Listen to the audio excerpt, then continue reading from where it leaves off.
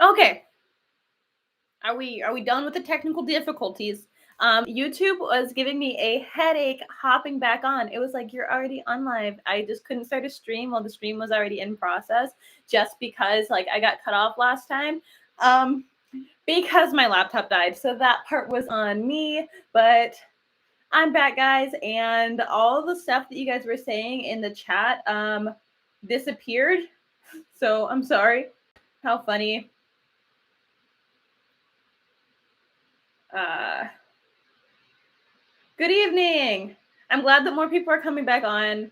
I'm sorry. I will actually have my laptop charger on deck next time. Um, I need to now know that I must have two chargers before I get on, just because I have to use one of my chargers to connect to my webcam, and then my actual charger needed to be unplugged. So it was a whole thing, but I do have two chargers, so thankfully I was able to hop back. Somebody says, welcome back. Thanks so much for the welcome back.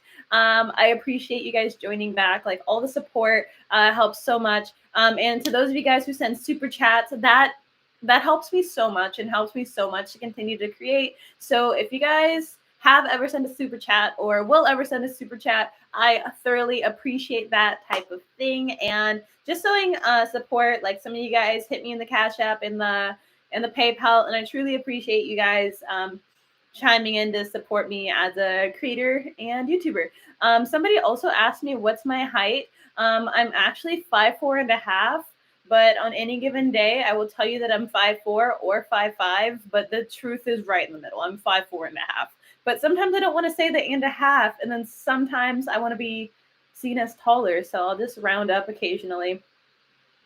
Samuel.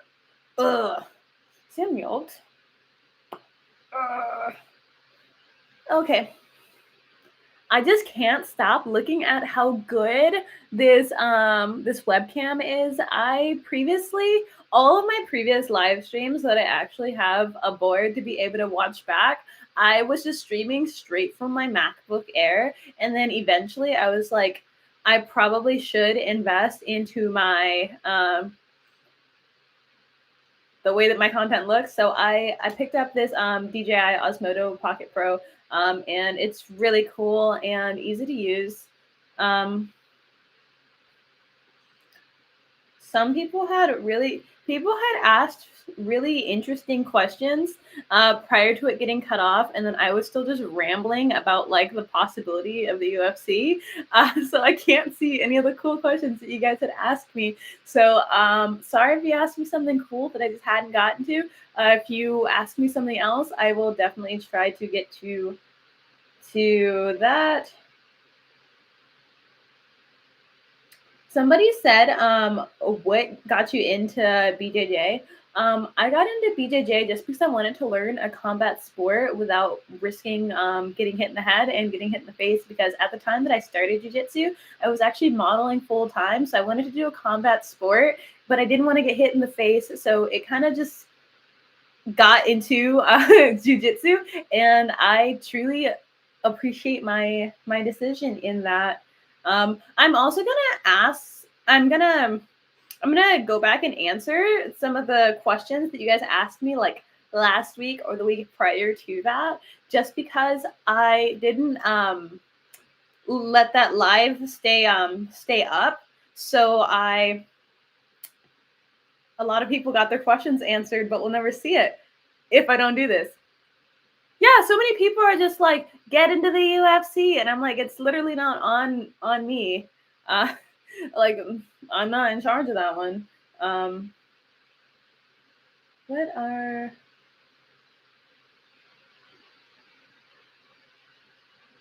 Let me pull this up.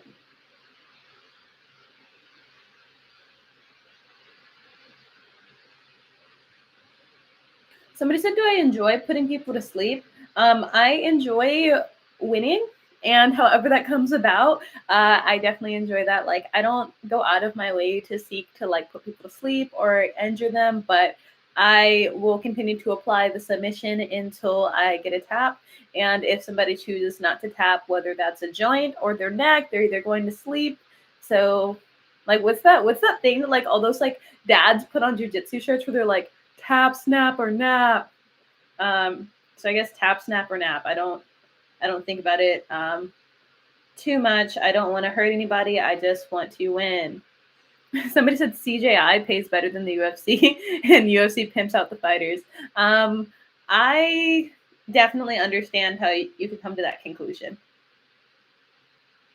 Somebody said it's a great camera setup. Thank you so much. I was literally just live streaming with my MacBook Air before. So many people that I know say that they want to get into like content creation and YouTube and stuff like that, but then they say that they don't start just because they don't have like a good camera or anything like that. I literally have always just used my iPhone and my MacBook Air that I got like 4 years ago. So if you have an iPhone within the last 5 years and a laptop within the last 5 years, you can create content.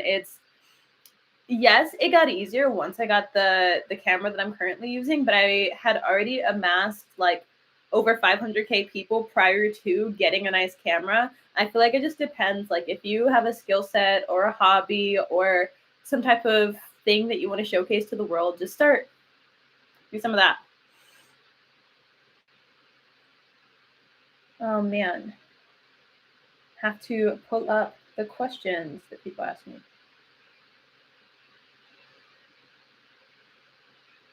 Okay, so gonna go back to answering the old questions that I never answered on.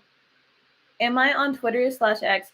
I heard people are making money on there now. No, I'm not on Twitter or X just because I feel like I would get myself canceled if you just give me like unregulated access to share my thoughts in real time. I've kind of been doing that on Facebook, and I posted I posted on Facebook a few times, and I was just being a little funny little troll, and then like 1,000 people unfollowed me after, after I started posting on Facebook. But it's funny because it actually evened out to where like 2,000 people unfollowed me, and then within the next couple weeks, like different people who thought I was funny followed me solely because I've been being funny on Facebook. So I guess it just, I don't know. I think that if I try to be palatable to absolutely everybody, I'm going to end up alienating the core audience of people that I will eventually jive with. So maybe I should. Maybe I should. I'm just ranting. I wanted to be on CJI, but it just didn't happen. I hope that the next card that we can see me there. If you guys want to see me there, tell Craig Jones to put me there, please.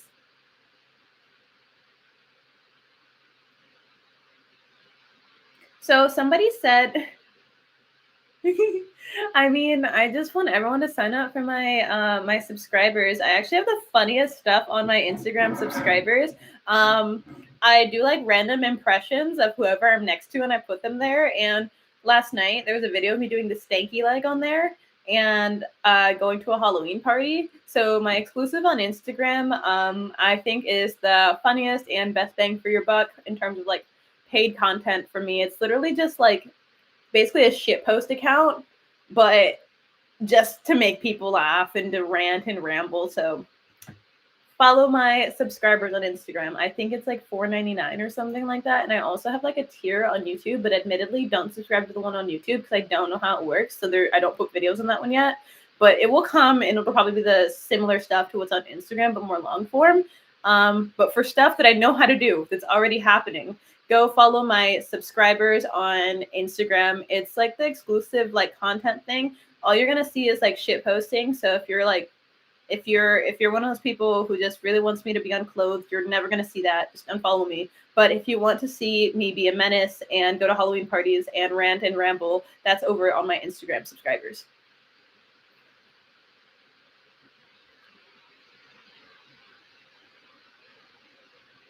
Is it game over if someone gets locked up in my guillotine? People escape it sometimes, but not often. I think that once I snatch up the guillotine, that I generally either finish the guillotine or I transition to the back. But I do know that I'm in a very good spot once I'm there. So somebody said, what's it like recovering from an injury? And if women should train the same way that men train? And so for the recovering from an injury aspect, I would say listen to your doctors. Everyone believes that they're going to be the outlier who heals in a superhuman amount of time. Your ligaments have finite timelines to heal, regardless of how much ashwagandha and peptides you take. So, if you tear your ACL and get a reconstruction, take your 6 months off and then get back to training, get back to drilling for a few months, and then get back on the mats at 9 months. For me, I thought that I was just going to be superhuman somehow. And I got back to training like a couple months after tearing my ACL, and I tried to compete again 6 months afterwards. And it was just not very good because I hadn't trained enough prior to that, and I ended up with laxity in my knee due to not listening to doctors. And it feels really good now because I've done very extensive physical therapy, and by the grace of God, that I didn't get further injured. But I look back at that time in my life, and my biggest regret is not listening to my doctor more actively. So don't be like me and make your knee problems last longer by thinking that you're somehow gonna go against the fabric of space and time and anatomy, because I'm sure that someone on this earth heals faster than everyone else, but it's not me and it's probably not you. So listen to your doctors. Take care of yourself too. It's extremely hard to heal if you're not getting 8 hours of sleep a night or more. If you're an athlete who trains hard every day, you definitely need to be taking your collagen, your BCAAs, your cytogreens, things like that, and all those nutrients. I every day I take aminocore BCAAs and collagen and glutamine, just as supplements, because those things I find make the biggest difference in how I'm feeling and my muscle recovery, as well as how long it takes me to not feel sore the next day after training and stuff. I feel like that just speeds up my recovery. So also, you're probably not going to recover the way that you want to if you don't have the proper vitamins, nutrients, and sleep. Also, you have to train smarter, not harder.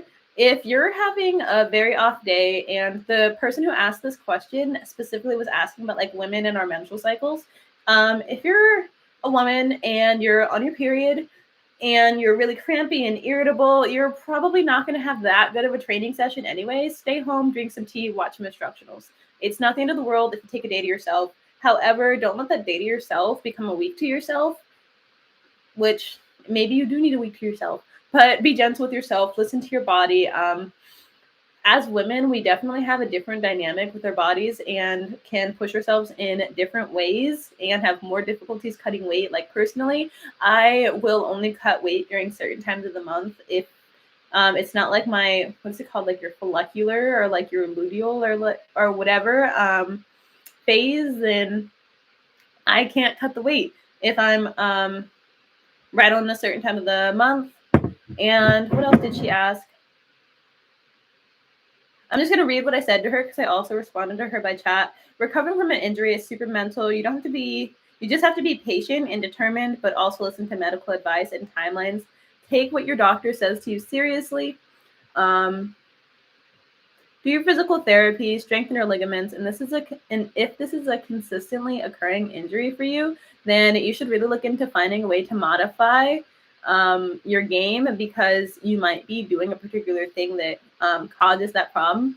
Like for me, I do not train my guillotine every single day because I've started to develop pitcher shoulder from the muscle right here, just being constantly overworked, because I was just getting out there and practicing the same move every day in training, which I've gotten to the point where I have enough confidence in my guillotine to where I don't need to work it in training. I, at this point, am only really doing that in competition. And when I'm in the room every day, I'm working on things that don't irritate my shoulders. So just finding ways to modify your game so that you're able to train more and longer is ultimately going to be beneficial to you. Somebody said, when did I start teasing my hair? I actually don't tease my hair. I'm black, and this is the natural texture of my hair with some moisturizer. I do not tease my hair. Ooh, somebody asked me a hypothetical question. I love being in people's business. Somebody said, how would I go about this? The gym I go to is small and has limited class time, and it's hard to make it more than 1 to 2 times per week. I like this gyms, but I might switch gyms for more class times. Personally, if that were me and I could only train twice a week, I would switch gyms immediately. I feel like the rate at which you would be learning would be too, how do I say this nicely? I personally would not only train twice a week just to be at the same gym. I need to train every day, and my goal is to train twice a day. Of course, I don't always hit twice a day, but the fact that you're not getting what you need as a result of wanting to stay at this gym, if they're really your friends and people who want the best for you, then they would support you in finding another gym that has more training times for the things that you need so that you can do what's best for you. So I would leave. Ooh, somebody else asked a really good question. It's hard to trust your body coming off an injury. You start feeling really timid. I agree with that. It took a really long time for me to have trust in my knee and know exactly what it's capable of. I can't shoot on my knee that I've had surgery on, but I take preventative measures and I definitely like mix it up. Like even though I don't shoot on it, I still can do ankle picks from it because I might not be able to gradually like lean down and do the shot, but I can definitely drop down to it and still reach around the side for other moves. So definitely figure out what you can and can't do. Find your limits just so you can go test them, and find your limits so that you know what you can do in a live round and in competition, because you don't want to find out your limits when someone else is trying to find them in the competition with you. Um, so how does it feel to put somebody to sleep? Wonderful. But you also feel really scared for that person. But usually they just start moving immediately and you just like shake their legs and they're fine. David Goggins is the only person on earth that doesn't need a rest. I've heard him say multiple times he like prioritizes his sleep and stuff. But I also could literally be making that up. But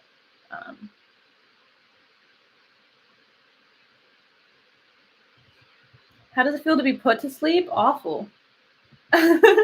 Somebody said, what are the steps in my head for sinking in a choke quickly? For me, it's, do I have my chest position correct when I'm getting the move? I focus on my chest position and my hand positioning first.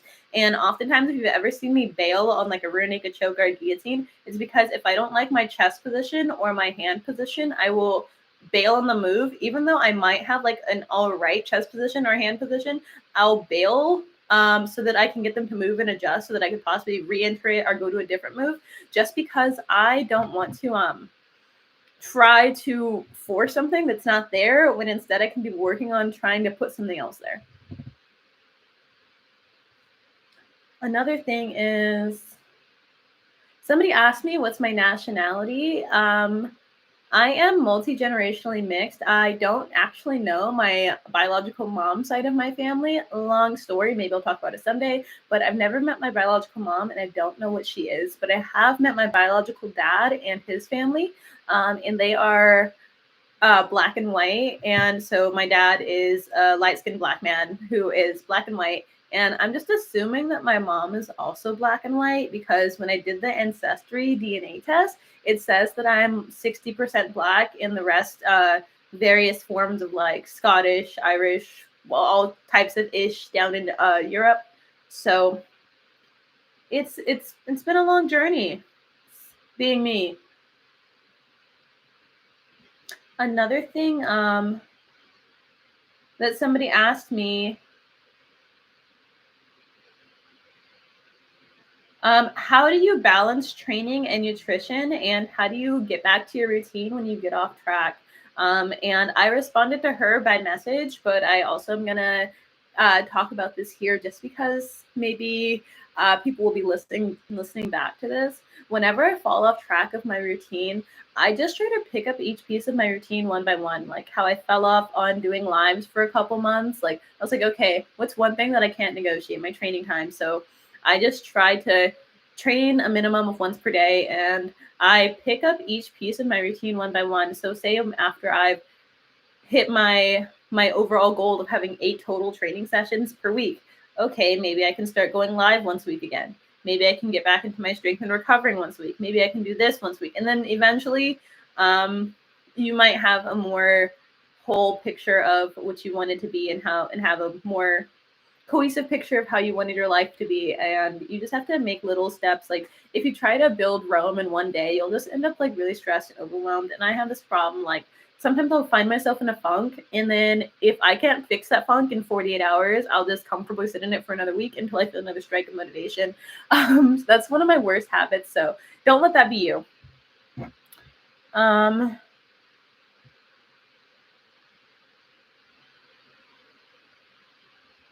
Aw, someone said something really nice about whoever that lady was with shame. Yeah, it's maybe one day I'll make a video about that, but like never knowing my mom has been really tough. I grew up in a foster system type of situation. And overcoming obstacles is something that I've consistently done. So the adversity in martial arts and competitions and stuff like that just felt very familiar, because some people ask, like, how do you get in that mindset to compete? And I feel like when you've grown up in certain environments, it's more like, how do you get in the mindset to live your everyday life? Because competition and working towards a specific goal and picking myself up and being aggressive, those are things that I've had to constantly implement in throughout my childhood and my adulthood. So if anything, I almost struggle like living daily life more than I struggle with like my wanting to go train and stuff like that. I don't know if that even made sense. I'm found you on a short. You're a beast. Thank you. Thank you. Thank you. Somebody also said, when is your next competition? I should be competing November 9th at Jiu-Jitsu World League. I'm going up a weight class, guys. I typically do the 130 and under, but I've been closer to 140 lately, so I'm just going to do the 142 and under, just because I don't feel like cutting weight. Like, I usually hang out at 135 and then just cut to 130 and under, but I've been just a few pounds closer to 140, and I feel good, so I'm not in a hurry to lose the weight. Somebody said, is there a public figure that you would happily put to sleep? I don't know. My next opponent for my next super fight. I don't think about other public figures and beating them up.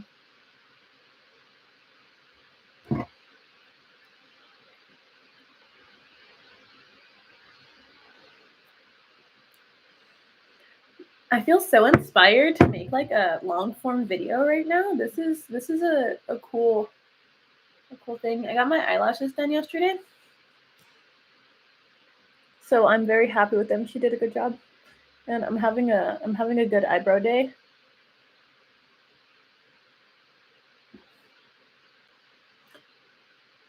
Ooh, somebody said, have I ever had a teammate intentionally try to hurt you during training?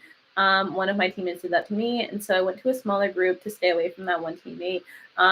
Yes, I definitely have had people try to intentionally injure me, but not to the extent that they were just like ripping subs, but to the extent that I just know that if somebody is making me feel like I'm questioning my safety with them, I will just stop the roll. If I'm questioning how if this person is trying to hurt me, I will literally just be like, hey, I have to go to the bathroom, and then just like dip and then don't come back until the next round. You don't always, yeah, you can like confront them directly, but if you're unsure about it and you don't want to start problems, literally just tell them I gotta go.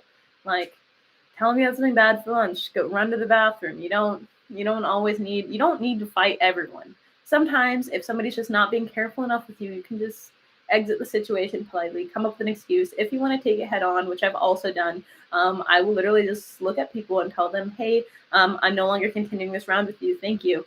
And same for me. Like, I've had people who maybe I was training for a comp at that time or something like that, and they're maybe not trying to roll that hard, and they've just been like, hey, I want to end this round. Like, thank you. We'll train like next time or something. So things like that, you have to have conversations with your training partners, and they're not always going to be easy, but you guys train with each other every day or multiple times a week. You should be comfortable just explaining that, because like maybe if you're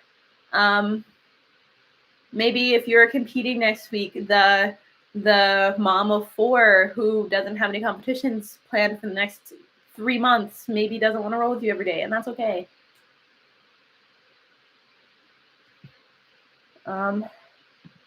Please respect me and my wishes. I'm absolutely never going to start an OF or any type of adult content, and it's just extremely disrespectful when you ask or like say that. So this user is now hidden on my channel that was saying that in my thing. I'm never going to see your comments again simply because they're not even going to pop up for me again. So feel free to continue shouting into the void, but I'm no longer going to see that.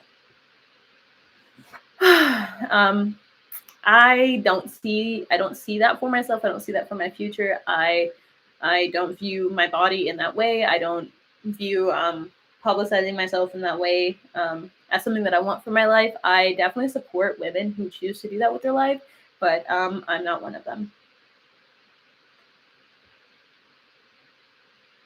Ooh, somebody also said jiu-jitsu competition readiness. I would say when I know that I'm ready to compete when for the last, I would say 4 weeks or so, I've been hitting my desired amount of training sessions per week.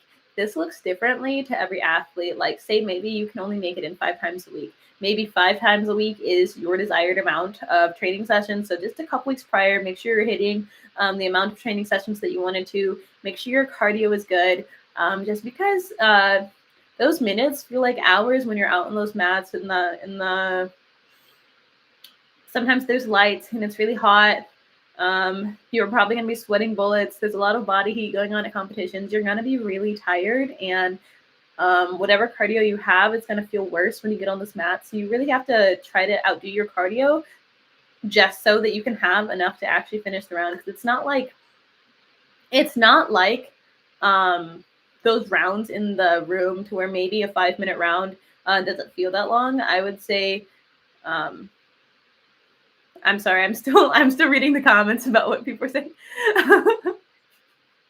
Okay, so those rounds on the competition matches feel so much longer. So definitely pace yourself during competition, and also just have enough cardio. Like if you have a very explosive style, then just try your best to make sure that your cardio lines up to the explosive style that you have. Just because if you have a very slow and controlled style, maybe you don't need to work on your cardio that much. But if you are explosive like me, that's my biggest thing that I try my best to work on when I'm getting ready for a competition, is making sure that I have the cardio needed to match my style, which is very explosive. I want to have enough cardio to remain explosive. And what I was laughing at before was some people were saying, like, when you have an actual talent, you don't need to do those types of things. And I definitely agree. Not to people who do that type of thing don't have talent, but I'm an athlete, and that's what I'm showcasing to the world. I'm showcasing myself, my athletic ability, my personality, and like my life. Just that's what you guys signed up for.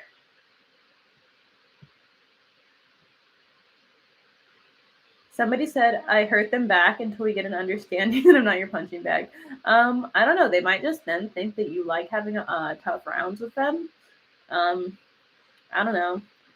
Some of me and my training partners kind of have an understanding that, like, one of my favorite training partners and one of my coaches, Crystal, I always tell her, like, whatever you want to do, as long as it doesn't hurt my knees, I don't care. So that's kind of like the understanding that you have with some people, especially when you guys are both competitors. Just talk to them.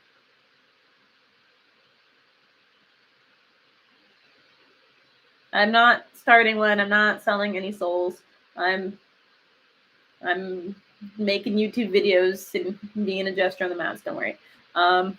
Somebody said, what motivates me to keep going? Honestly, one of the things that motivates me the most to keep going is just thinking about my future and what I want for myself, and thinking about how far that I've come, and that I didn't come this far only to come this far.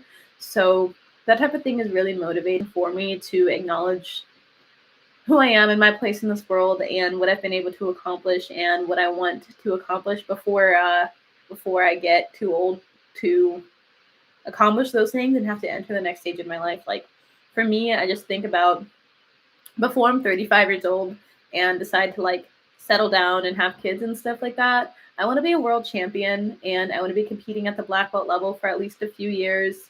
And I just want to get to the top of the game that I know that I can reach. So those are my goals. I hope to be doing trials next year, and I hope to win trials.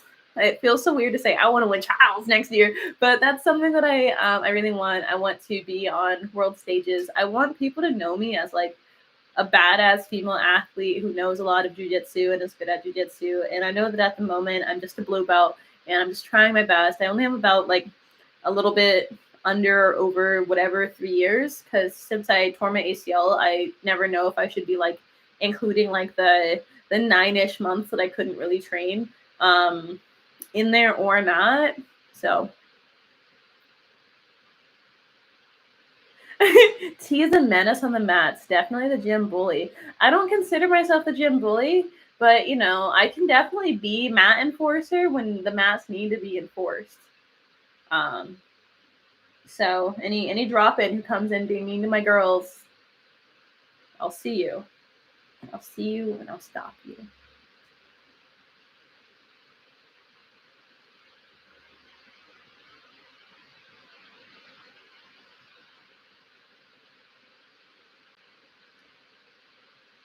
Okay, what other things? Mental health in this sport. This sport is so full of weirdos, myself included. However, mental health in the sport, I feel like it's not talked about seriously enough. And a lot of people will use jujitsu to supplement therapy and actual professional help.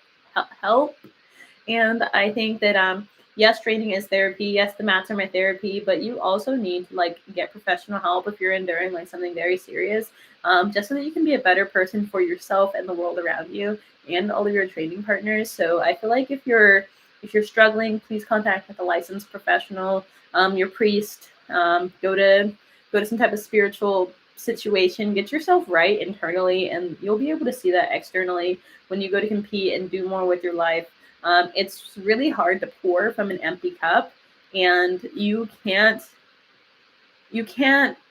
pour from an empty cup. Like if there's nothing left of you to give, it's really hard for you to continue. And I feel like people need to take care of themselves. And a lot of my mental health does come from taking care of myself. If I haven't put away my clothes, maybe I feel worse. If like my room's a mess and the house is in disarray, I'm probably gonna feel way more anxious. Like sometimes taking care of yourself is taking care of yourself, which sounds like just like an oxymoron. Like water is wet because it's wet, but it's kind of like a chicken or the egg thing. Are you anxious because of yourself internally? Probably, but are you also anxious because you haven't showered all week and you haven't brushed your teeth in a few days? Like, yeah, you probably are. So definitely take care of yourself. Somebody says, have I ever met Eddie Bravo training at Tempe? I met Eddie Bravo so many times. Like, I feel so cool when Eddie Bravo addresses me by my first name, and it's truly an honor. I think of him like an uncle. He's always giving me tips and tricks and complimenting me on my guillotine. And when I head down to HQ and he watches me roll, I definitely feel like he is truly invested in all of the athletes who like make that trip down there and his own students. And I just love how much he pours into absolutely everyone that is in front of him. And I couldn't ask for a better school to be a part of.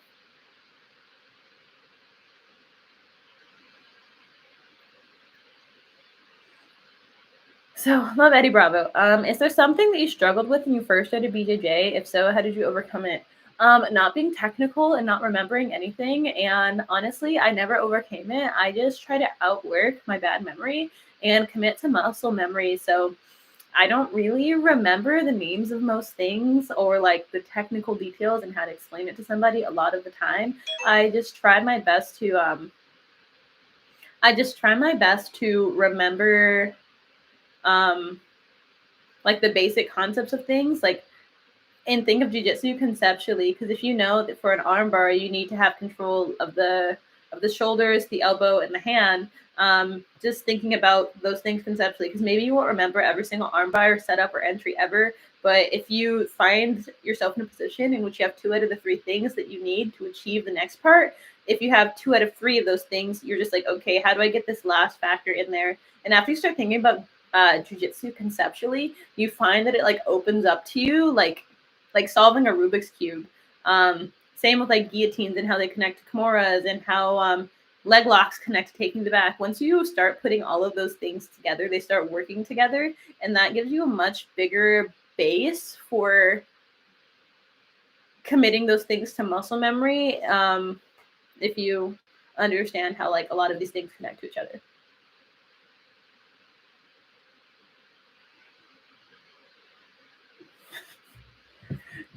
Thank you guys for being so kind to me in the chat. Somebody said, "Did I ever talk conspiracy theories with Eddie?" Yes, I actually had myself playing drums, playing karaoke with Eddie on my exclusive thing on Instagram like a month ago when I went down to 10P HQ. After practice and stuff, we sing karaoke, and it's a really great time, and I love being around that crew. Specific conspiracy theories. When the entire actually no, I'm not gonna say that. I'm gonna say that. But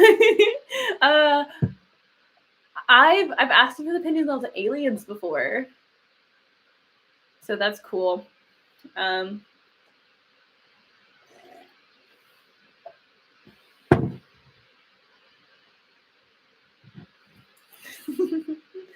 um, what else did people ask?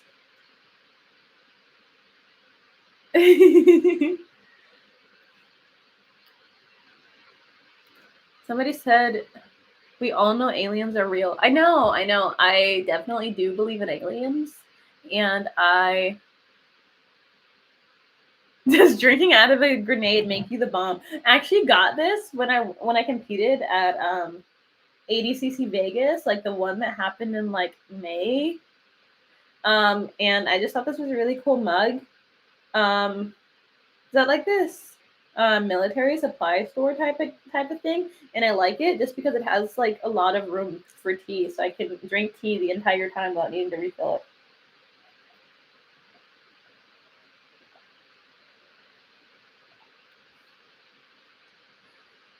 I'm out of things to talk about now, guys. So here I am. Okay, so I promised to ramble about whatever I want. So let me think. Things that I want to ramble about. Oh, somebody asked, am I talented at any other sport? I did gymnastics for a little bit as a kid. I was pretty good at that. I loved doing volleyball, but I was really bad at that. I like to paint. I like to paint.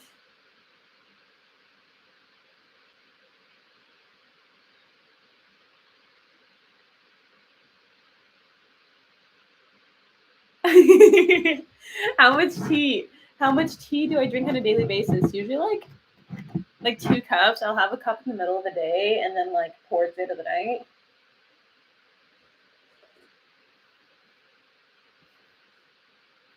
Somebody said, is MMA in my future? Maybe like recreationally, but I don't want to get punched in the face or have traumatic brain injury stuff. I'm very afraid of those things, so I think I'm gonna stick to just grappling, but I might start doing it just for strength conditioning. But seeing how competitive I am at things, I know if I start doing it for strength conditioning and get cold with it, I'd probably just start doing MMA. So who knows? Some of my friends have been trying to get me to do it with them. What's the best music to train or roll to? Ooh, I'm gonna go through my my playlists for what I've been listening to. I love rolling to rap music. Like rolling to 21 Savage is peak to me. I like Gucci Mane. That's probably what I'm gonna do. I love rock music as well, but I feel like it just doesn't hit the same when I'm actively rolling. I think there's definitely like an unspoken relationship between a rap and modern jiu-jitsu that I'm definitely exploring. But my playlist, let's go through. So my walkout songs, these are the songs that I might walk out to in the near future. Got It On Me by Pop Smoke. Come on, when he's like, I got it on me. But it's my legs.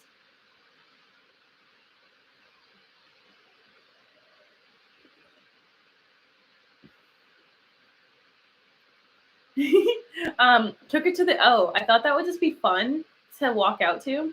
And then like Knife Talk by 21 Savage. Tokyo Drift. I actually walked out to Tokyo Drift in my last 2 super fights. But the Teriyaki Boys, you know, like that one. I can't play it for too long just because YouTube will copyright strike me.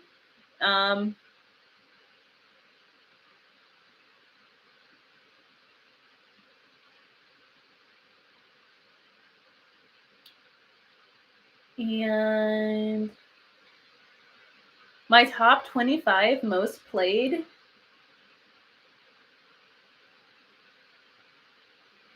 Hey, don't fight each other. We're all Taylor Moore enthusiasts here. It's okay that he doesn't like rap. Who knows if I like whatever he's into. How long have I been training jiu-jitsu? Overall, 3 years, but sometimes I subtract like the 6 to 9 months that I took off for my knee injuries.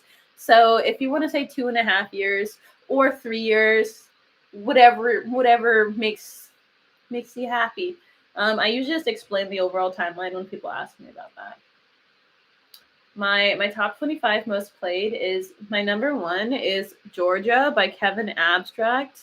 And then I have Christ Consciousness by Joey Badass. And I have Too Comfortable by Future.